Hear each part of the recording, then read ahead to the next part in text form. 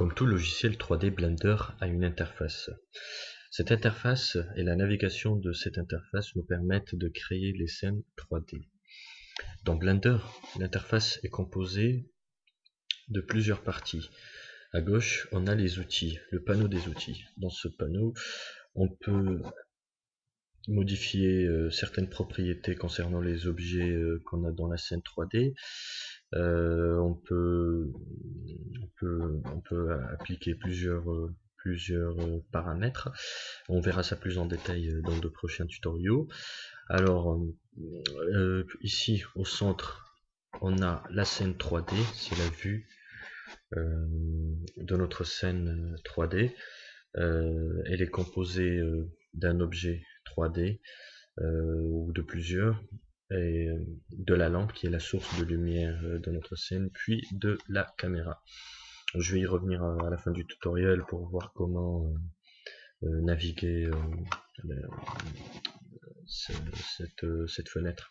Ici à droite, en haut à droite, on a le outliner dans lequel on peut sélectionner des objets, on peut les afficher ou les faire disparaître de notre vue. On peut voir les liens, notamment de parenté entre les objets, mais on verra ça plus en détail dans de prochains tutoriaux. Juste en bas, on a le panneau des propriétés.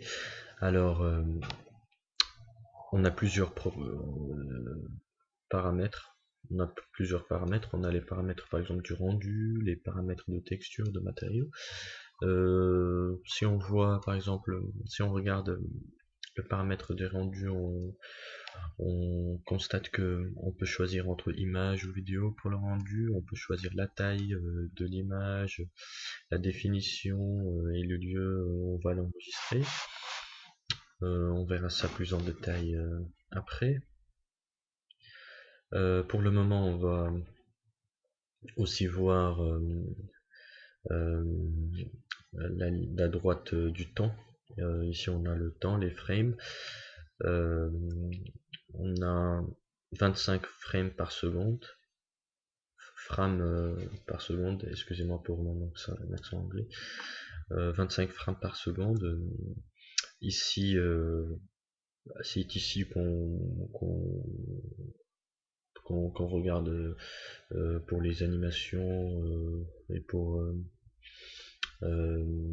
les effets comme les particules, l'eau, liquide, machin, mais on verra ça plus en détail après. Pour le moment, je vais revenir ici sur notre scène 3D pour vous montrer comment la naviguer facilement.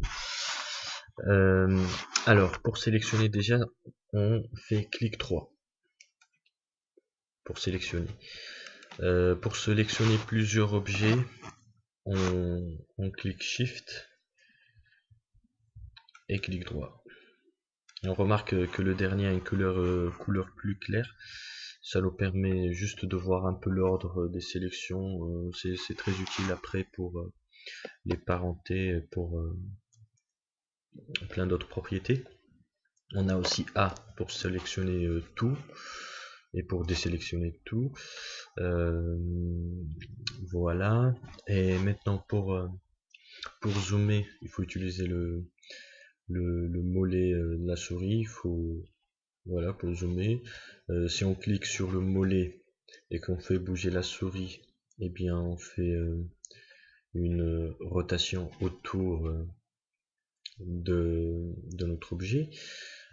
Si on clique Shift et on clique sur le mollet, ça nous permet de nous déplacer.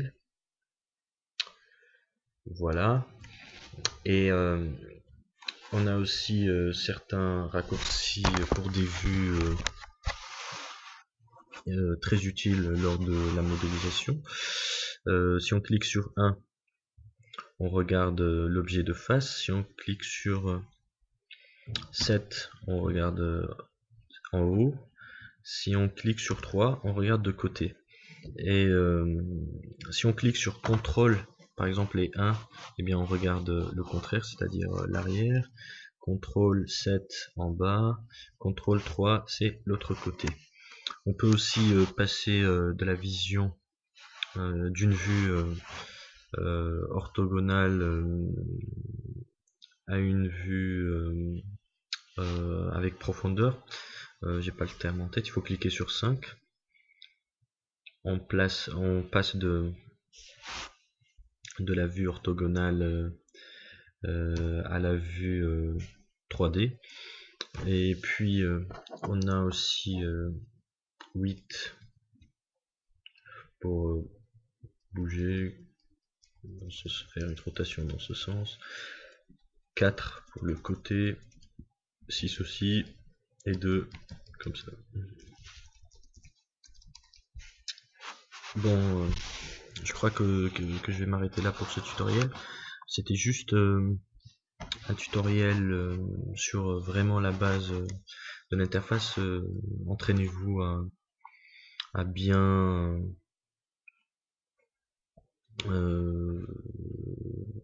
bouger dans votre espace 3D. C'est très utile pour la modélisation. D'ailleurs, c'est l'élément essentiel pour apprendre un logiciel. Entraînez-vous d'ici le prochain tutoriel. Bougez, faites des zooms, des zoomés, rotation, cliquez sur 5 pour voir la différence entre les deux, vue orthogonale et 3D. Cliquez sur 1, 8, entraînez-vous, voilà. Merci et n'oubliez pas d'aimer la vidéo et de vous inscrire sur ma chaîne YouTube. Merci, au revoir.